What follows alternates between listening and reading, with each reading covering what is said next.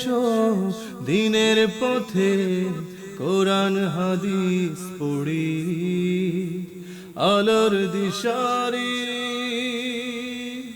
আলোর দিশারি।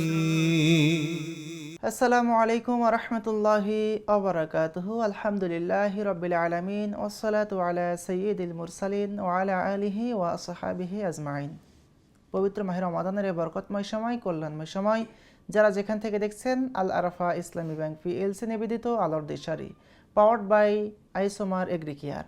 কো স্পন্সর হিসেবে আমাদের সাথে রয়েছেন হোমাম ল্যান্ড ডেভেলপমেন্ট এবং বেবি বাজার। সাথে আছি আমি মাওলানা আব্দুল কাদের রোহানি। দর্শক, আজ আমাদের আলোচনার বিষয় হিংসা বিদ্বেষ। এ বিষয়ে কথা শুনবো ইনশাআল্লাহ তাআলা। দুজন বিজ্ঞ উলামা ইকরাম রয়েছেন আমাদের সাথে, চলুন পরিচিত হই। শুরুতেই আমার ডানে রয়েছেন শেখ মাওলানা মুস্তাফিজুর রহমান। আসসালামু আলাইকুম ওয়া রাহমাতুল্লাহি ওয়া বারাকাতুহু। ওয়ালাইকুম আসসালাম ওয়া রাহমাতুল্লাহি ওয়া বারাকাতুহু। এরপরে আমার বামে রয়েছেন জনাব হযরত মাওলানা জুবাইদ হোসেন জিয়ান। আসসালামু আলাইকুম ওয়া রাহমাতুল্লাহি ওয়া বারাকাতুহু। ওয়ালাইকুম আসসালাম ওয়া রাহমাতুল্লাহি ওয়া বারাকাতুহু। দর্শক, আমরা আলোচনা শুনবো ইনশাআল্লাহ তাআলা। চলুন আলোচনার পূর্বে পবিত্র কালামুল্লাহ থেকে তিলাওয়াত শুনি। أعوذ بالله من الشيطان الرجيم. بسم الله الرحمن الرحيم.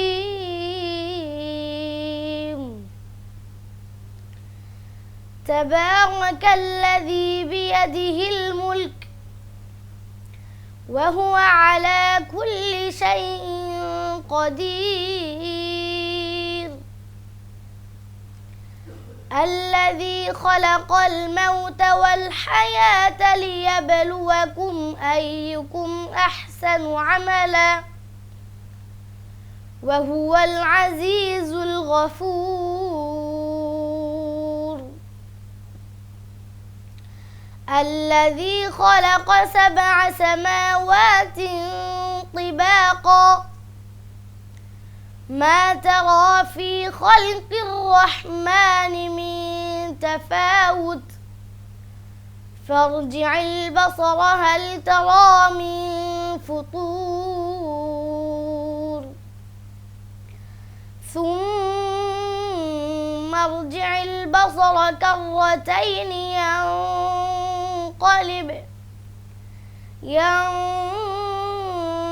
ينقلب إليك البصر خاسئا وهو حسير. ولقد زينا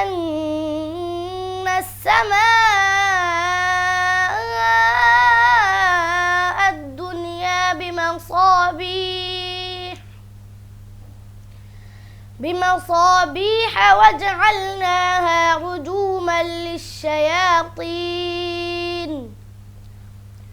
رجوما للشياطين وأعتدنا لهم عذاب السعير. وللذين كفروا بربهم عذاب جهنم وبئس المصير.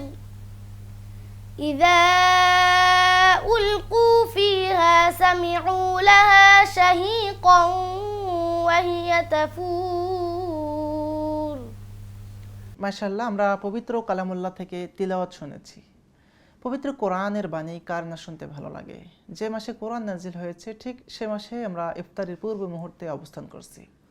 আল্লাহ তাআলা এ বিষয়ে আমাদেরকে দিক নির্দেশনা দিয়েছেন, হিংসা বিদ্বেষ পরিহারের বিষয়ে। ইনশাআল্লাহ তাআলা এ বিষয়ে কথা বলবেন শেখ মাওলানা মুস্তাফিজুর রহমান।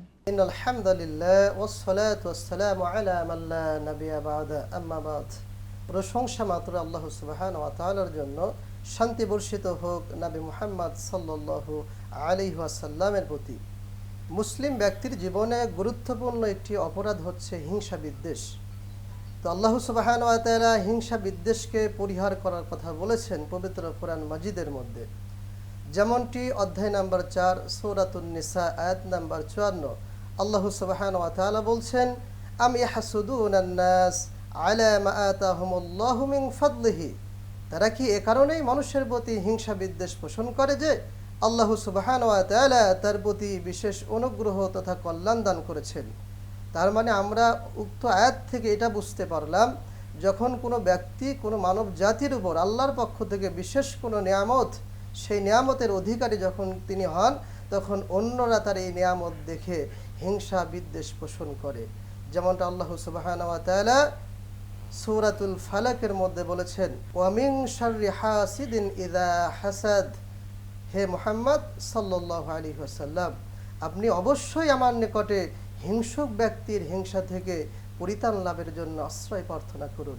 যেমনটি আল্লাহর নবী মুহাম্মদ সাল্লাল্লাহু আলাইহি ওয়াসাল্লাম সহিহুল বুখারীর 6076 এবং সহিহ মুসলিমের 2264 নাম্বার এবং 2576 নাম্বার হাদিসের মধ্যে বলছেন, হযরতে মালিক ইবনে আনাস ইবনে মালিক রাদিয়াল্লাহু তাআলা আনহু বলছেন, লা তাহাসাদু, তোমরা হিংসা করো না, ওয়ালা তাবাগাদু, তোমরা বিদ্বেষ পোষণ করো না, ওয়ালা তাকাতাউ, তোমরা আত্মীয়তা সম্পর্ক ছিন্ন করো না, ওয়াকুনু ইবাদাল্লাহি ইখওয়ানা, তোমরা হয়ে যাও পরস্পর একে অপরে ভাই ভাই, কারণ তোমরা সকলেই আল্লাহ সুবহানাহু ওয়া তাআলার বান্দা।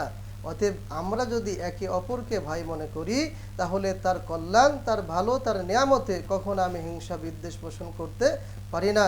আল্লাহ সুবহানাহু ওয়া তাআলা আমাদেরকে সেই তৌফিক দান করুন। জাযাকুমুল্লাহ খায়র, আপনাকে অসংখ্য ধন্যবাদ। আমরা যাচ্ছি শাইখ রয়েছেন, আমরা জানতে চাচ্ছি যে এই হিংসা বিদ্বেষ পরিহারের বিষয়ে রাসূল সাল্লাল্লাহু আলাইহি ওয়াসাল্লামের কোনো দিক নির্দেশনা আমাদের জন্য রয়েছে কিনা আপনি একটু জানাবেন।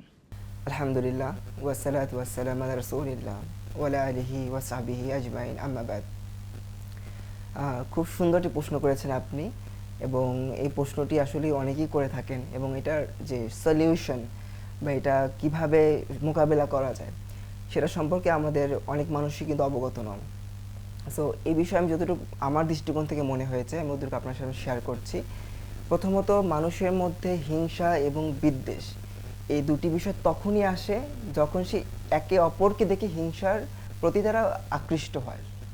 মানে হচ্ছে যে আমার একজন কাছের মানুষ, আমার একজন প্রিয় মানুষ, সে খুব ভালো একটি পর্যায়ে যাচ্ছে, সেটা ক্লাসমেটের মধ্যে হোক, আপনার ব্যবসায়িক পার্টনার হোক, যেই হোক না কেন, যখন দেখবে যে একটা মানুষ উপরে উঠছে, তখন ওই মানুষে তার উপর বিদ্বেষ বা হিংসা সে মনের মধ্যে নিয়ে আসছে, লালন করছে। অথচ আল্লাহ সুবহানাহু ওয়া তাআলা বলেছেন যে তোমরা মুমিনরা পরস্পর ভাই ভাই। সো একজন ভাইয়ের প্রতি আরেকজন ভাইয়ের যে কর্তব্য থাকার কথা ছিল, যে নিষ্ঠা থাকার কথা ছিল, সেটি নেই, কিন্তু আন্তরিকতা নেই। কারণ হচ্ছে তারা ইসলামের যে মেইন যে দিক নির্দেশনা, আল্লাহ সুবহানাহু ওয়া তাআলার যে নির্দেশনা এবং রাসূলুল্লাহ সাল্লাল্লাহু আলাইহি ওয়াসাল্লামের নির্দেশনা, এইটি তাদের মধ্যে নেই। এখন কেন তাদের মধ্যে নেই? কারণ তারা এই সম্পর্কে যে জ্ঞান অর্জন যেটি করা প্রয়োজন, সেই জ্ঞান তারা অর্জন করেনি। রাসূলুল্লাহ সাল্লাল্লাহু আলাইহি ওয়াসাল্লাম বলেছেন, তালাবুল ইলমি ফরিদাতুন আলা কুল্লি মুসলিম, যে প্রত্যেক মুসলমানের জন্য জ্ঞান অর্জন করা ফরজ। এবং শাইখুল ইসলাম ইমাম ইবনে তাইমিয়া রাহিমাহুল্লাহ তিনি বলেছেন যে মানুষের অন্ততপক্ষে অতটুকু জ্ঞান অর্জন করা ফরজ, যতটুকু জ্ঞান অর্জন করলে সে কোরআন দেখে পড়া অবস্থায় কোরআনের ভাবার্থ বুঝতে পারবে, অন্ততপক্ষে অতটুকু জ্ঞান অর্জন করা প্রত্যেক মুসলিম নারী পুরুষের উপর ফরজ, যেটাকে ফরজ আইন বলা হয়। সো যখন একজন মানুষ সেই জ্ঞান অর্জন করছে না, ইলম অর্জন করছে না, সো তার মধ্যে কাজ করবে না যে আমি আমার দিনী ভাইয়ের সাথে কী আচরণ করব, আমার পার্টনারের সাথে কী আচরণ করব, আমি হিংসাতে কী করে বেঁচে থাকবো, এটা কাজ করবে না। এই জন্য গুরুত্বপূর্ণ হচ্ছে যদি কাউকে হিংসা থেকে বেঁচে ফিরতে হয় বা হিংসা পরিত্যাগ করতে হয়, অবশ্যই মুহাম্মদ রাসূলুল্লাহ সাল্লাল্লাহু আলাইহি ওয়াসাল্লামের যে হাদিস আছে তার উপর আমল বাড়াতে হবে। এবং আল্লাহ সুবহানাহু ওয়া তাআলা বলেছেন যে যালিকাল কিতাবু লা রাইবা ফি হুদাল লিল মুত্তাকিন, যে আমি আমার একটি কিতাব পাঠিয়েছি যার মধ্যে কোনো ভুল নেই, মুত্তাকিন মুমিনের জন্য পথপ্রদর্শক স্বরূপ। তাহলে সেই পথপ্রদর্শক আমাদের গ্রহণ করতে হবে, সেই যে বাণী আমাদেরকে নিজেদের মধ্যে নিতে হবে। আমি একটু কথা বলি। আবু হুরায়রা রাদিয়াল্লাহু তাআলা আনহু বলছেন যে সপ্তাহে 2 দিন আল্লাহর নিকটে প্রত্যেক বান্দার আমলনামা পেশ করা হয়। জি, প্রত্যেক সোমবার এবং প্রত্যেক বৃহস্পতিবার 2 দিন ব্যক্তিদের আমলনামা আল্লাহর সম্মুখে পেশ করা হয়। তো এক্ষেত্রে সকল মুমিনকে আল্লাহ সুবহানাহু ওয়া তাআলা ক্ষমা করে দেন, ফাগফারা লাহু মা তাকাদ্দামা মিন যামবি, তাদের অপরাধসমূহ আল্লাহ মাফ করে দেন। তবে ওই ব্যক্তিকে আল্লাহ মাফ করেন না। কোন ব্যক্তি? যে ব্যক্তি তার মুমিন ভাই, মুসলিম ভাই, তার অধীনস্থ ব্যক্তি, তার প্রতিবেশী, এদের উপর যে ব্যক্তি হিংসা বিদ্বেষ করে, এ ব্যক্তির আমল আল্লাহর দরবারে কবুল হয় না, ঝুলন্ত অবস্থায় থাকে। অন্য হাদিসের পরিভাষায় যদি আমরা দেখি, হিংসা বিদ্বেষ করলে তার আমল, নেক আমল, সৎ আমল বিনষ্ট হয়ে যায়, বিনষ্ট হয়ে যায়। অতএব হিংসা বিদ্বেষ আমাদেরকে পরিহার করতে হবে। দর্শক দেখছেন আল আরফা ইসলামী ব্যাংক পিএলসি নিবেদিত আলোর দিশারি পাওয়ার্ড বাই আইসোমার এগ্রিকেয়ার। আমরা আলোচনা শুনছিলাম যে এই রমাদান মাসে বিশেষ করে হিংসা বিদ্বেষ থেকে আমাদেরকে দূরে থাকতে হবে, এবং এই রমাদানের একটি শিক্ষা হচ্ছে যে হিংসা বিদ্বেষকে আমাদেরকে দূরে ঠেলে দিতে হবে। এ মাসের বড় শিক্ষা হচ্ছে এই হিংসা বিদ্বেষ আমরা রমাদান মাসে যেভাবে করব না, ঠিক বাকি 11টি মাসে করব না। দর্শক আমাদের সাথেই থাকুন, যাচ্ছি বিরতিতে। সময় হয়েছে বিরতিতে যাওয়ার, ফিরছি কিছুক্ষণের মধ্যে। আলোর দিশারি, আলোর দিশারি। বাংলাদেশের অন্যতম বীজ সরবরাহ কোম্পানি আইজুমার এগ্রিকেয়ার ইন্ডাস্ট্রিজ লিমিটেড পণ্যের গুণগত মান নিয়ন্ত্রণে আপোষহীন, তাই তো কৃষকের আস্থার প্রতীক আইজুমার বীজ। কৃষকের হাসিতেই আমরা খুশি। আইজুমার বীজ মানেই সেরা বীজ, তাই দেরি না করে আপনার নিকটস্থ ডিলার ভাইদের সাথে আজই যোগাযোগ করুন এবং সেরা বীজ সংগ্রহ করুন। কৃষকের আস্থায় আমাদের শক্তি। আইজুমার এগ্রিকেয়ার ইন্ডাস্ট্রিজ লিমিটেড। ধামাকা অফার, এখন ডায়মন্ড পাচ্ছেন সুলভ মূল্যে 25% ছাড়ে। Diamond zone, Fortune shopping mall, level 2, shop নং 49, মালিবাগ, ঢাকা। আলোর দিশারি, আলোর দিশারি। দর্শক বিরতির পর আবারও ফিরে এলাম আপনাদের প্রিয় অনুষ্ঠান, বরকতময় কল্যাণময় অনুষ্ঠান আল আরফা ইসলামী ব্যাংক পিএলসি নিবেদিত আলোর দিশারি। আমরা আলোচনা শুনছিলাম বিরতির পূর্বে যে একজন মুমিন কখন হিংসা বিদ্বেষ করতে পারে না, আর বিশেষ করে রমাদান মাসে আমাদেরকে হিংসা বিদ্বেষ পরিহার করতে হবে। চলুন, আমাদের শাইখ রয়েছেন। শাইখ, এই রমাদান মাসে বিশেষ করে, আর তাছাড়া রমাদান পরেও আমরা কিন্তু এই যে হিংসা বিদ্বেষ, আসলে হিংসা বিদ্বেষের যে ভয়াবহ পরিণতি রয়েছে এ বিষয়ে কোরআন এবং হাদিস কি বলে? মাশাআল্লাহ, অত্যন্ত চমৎকার একটি প্রশ্ন জিজ্ঞাসা করেছেন। একজন মুসলিম ব্যক্তির জীবনের সকল নেক আমল হিংসা বিদ্বেষের দ্বারা বিনষ্ট হয়ে যায়। মারাত্মক একটি অপরাধ, সেটা হচ্ছে হিংসা বিদ্বেষ, শত্রুতা, ষড়যন্ত্র করা, অহংকার করা। এটা মুসলিম জীবনের ক্ষেত্রে তার মূল্যবান যে সমস্ত ইবাদত, নেক আমল, সেটা বিনষ্ট করে দেয় এবং আল্লাহ সুবহানাহু ওয়া তাআলার সন্তুষ্টি লাভ করার থেকেও তাকে বিরত রাখে। আমি একটা হাদিস আপনাকে বলি। হযরতে আনাস ইবনে মালিক রাদিয়াল্লাহু তাআলা আনহু বলছেন, একদা আমরা রাসূলুল্লাহ সাল্লাল্লাহু আলাইহি ওয়াসাল্লামের সঙ্গে বসা অবস্থাতে ছিলাম।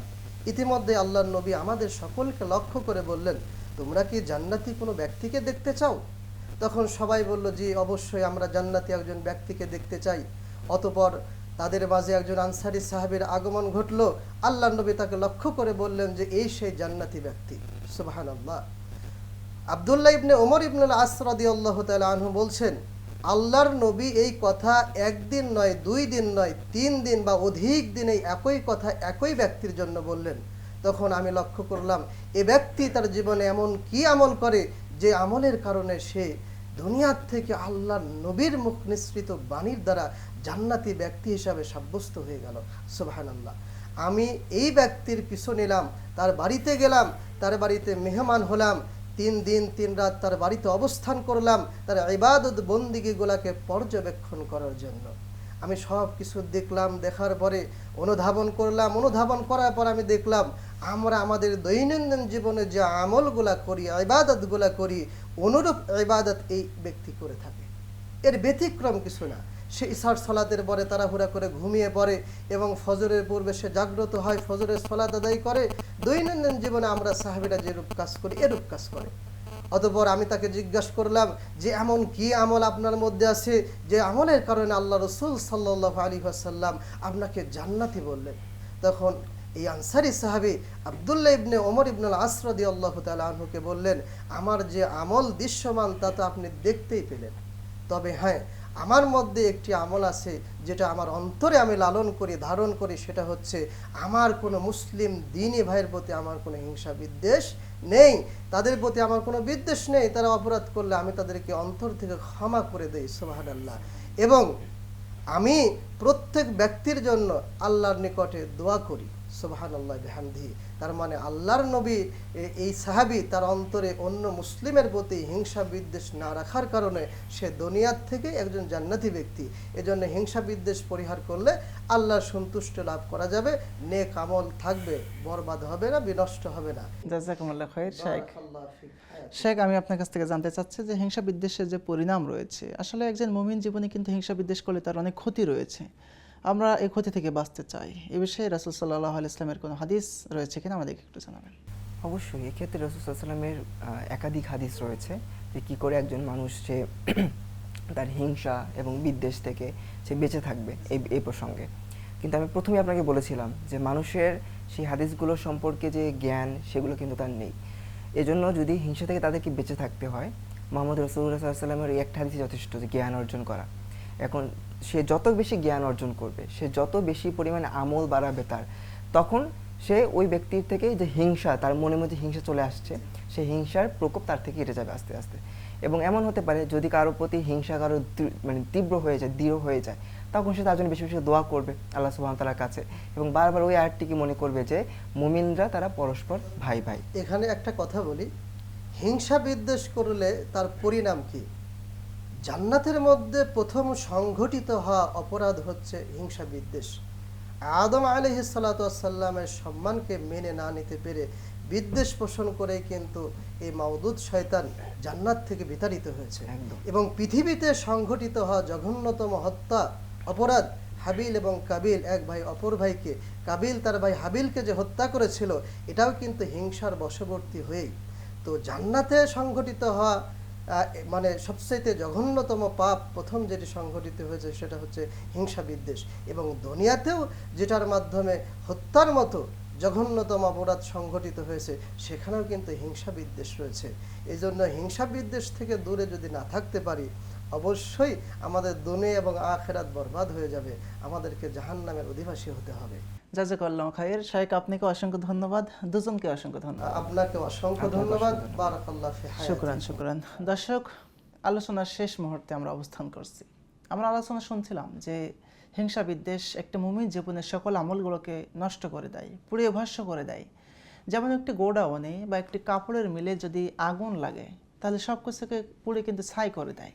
আমাদের মুমিন জীবনে আমরা যত আমল করি না কেন, যত ঈমান বৃদ্ধি করি না কেন, যত দান সাদকা হজ যা কিছু করি না কেন, যদি আমাদের হৃদয়ের ভিতরে বিন্দু পরিমাণ হিংসা থাকে, অহংকার থাকে, তাহলে ঠিক তদ্রূপ আমাদের ঈমান আমাদের আমলগুলোকে ধ্বংস করে দিবে, আমাদের আমলগুলোকে নষ্ট করে দিবে। এজন্য এই হিংসা থেকে বেঁচে থাকা আমাদের ঈমানের অপরিহার্য দাবি।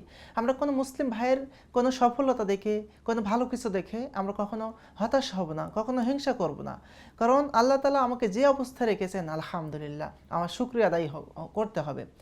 আল্লাহ তাআলা আমাকে যে যোগ্যতা দিয়েছেন, আল্লাহ তাআলা আমাকে ঠিক সেভাবে রেখেছেন। আমরা কারোর সফলতা দেখে কখনো হিংসা করব না। সে হতে পারে আমার ভাই, হতে পারে আমার বন্ধু, হতে পারে আমার প্রতিবেশী। একজন মুমিন সে সবসময় ইস্তেকামাত থাকবে আল্লাহর প্রতি, সে সবসময় হিংসা এবং অহংকার থেকে দূরে থাকবে। আসুন তাই আমরা এই সকল কাজ থেকে দূরে থাকার চেষ্টা করব। রাব্বে কারীম আমাদের সবাইকে হিংসা, অহংকার, গীবত, পরচর্চা থেকে দূরে থাকা তৌফিক দান করুন এবং বেশি বেশি করে আমলে সালেহ করা তৌফিক দান করুন। বিদায়ের পূর্বে আপনাদেরকে একটি নাশিদের মাধ্যমে আমরা বিদায় নিতে চাচ্ছি। সাথেই থাকুন, দেখা হবে আগামী পর্বে। সবাই ভালো থাকবেন, সুস্থ থাকবেন। আসসালামু আলাইকুম ওয়া রাহমাতুল্লাহি ওয়া বারাকাতুহু। আমি লিখব চিঠি দেব তোমায়, পাখি পৌঁছে দিও রোজায়। আমি লিখব চিঠি দেব তোমায়, পাখি পৌঁছে দিও রোজায়। আমি থাকব বসে আশায়, চিঠির উত্তর আসবে আমার গায়। আমি থাকব বসে আশায়, চিঠির উত্তর আসবে আমার গায়। আমি লিখব চিঠি দেব তোমায়, পাখি পৌঁছে দিও রোজায়। আমি লিখব চিঠি দেব তোমায়, পাখি পৌঁছে দিও রোজায়। কবে আসবে মদিনার পয়গাম, গায়ে বাঁধবো হাজিদের এহরাম। কবে আসবে মদিনার পয়গাম, গায়ে বাঁধবো হাজিদের এহরাম, আমি ঘুরবো মদিনার চারিপাশ, দু চোখে দেখবো সবজে গুম্বাদ। আমি ঘুরবো মদিনার চারিপাশ, দু চোখে দেখবো সবজে গুম্বাদ। আমি লিখবো চিঠি দেব তোমায়, পাখি পৌঁছে দিও রওজায়। আমি লিখবো চিঠি দেব তোমায়, পাখি পৌঁছে দিও রওজায়। তৃষ্ণায় কাতর আমার মন, তৃষ্ণা মিটাবে কূপ জমজম। তৃষ্ণায় কাতর আমার মন, তৃষ্ণা মিটাবে কূপ জমজম। সে পানি মাখবো আমার সারা গায়, সে পানি মাখবো আমার সারা গায়, পাখি পৌঁছে দিও রওজায়। আমি লিখবো চিঠি দেব তোমায়, পাখি পৌঁছে দিও রওজায়। আমি লিখবো চিঠি দেব তোমায়, পাখি পৌঁছে দিও রওজায়। আমি থাকবো বসে আশায়, চিঠির উত্তর আসবে আমার গায়। আমি থাকবো বসে আশায়, চিঠির উত্তর আসবে আমার গায়। আমি লিখবো চিঠি দেব তোমায়, পাখি পৌঁছে দিও রওজায়। আমি লিখবো চিঠি দেব তোমায়, পাখি পৌঁছে দিও রওজায়। আলোর দিশারি, আলোর দিশারি, আলোর দিশারি, আলোর দিশারি। বাংলাদেশের অন্যতম বীজ সরবরাহ কোম্পানি আইজুমার এগ্রিকেয়ার ইন্ডাস্ট্রিজ লিমিটেড বন্যের গুণগত মান নিয়ন্ত্রণে আপোষহীন, তাই তো কৃষকের আস্থার প্রতীক আইজুমার বীজ। কৃষকের হাসিতেই আমরা খুশি। আইজুমার বীজ মানেই সেরা বীজ। তাই দেরি না করে আপনার নিকটস্থ ডিলার ভাইদের সাথে আজই যোগাযোগ করুন এবং সেরা বীজ সংগ্রহ করুন। কৃষকের আস্থায় আমাদের শক্তি। আইজুমার এগ্রিকেয়ার ইন্ডাস্ট্রিজ লিমিটেড। ধামাকা অফার, এখন ডায়মন্ড পাচ্ছেন সুলভ মূল্যে 25% ছাড়ে। Diamond zone, Fortune shopping mall, level 2, shop নং 49, মালিবাগ, ঢাকা।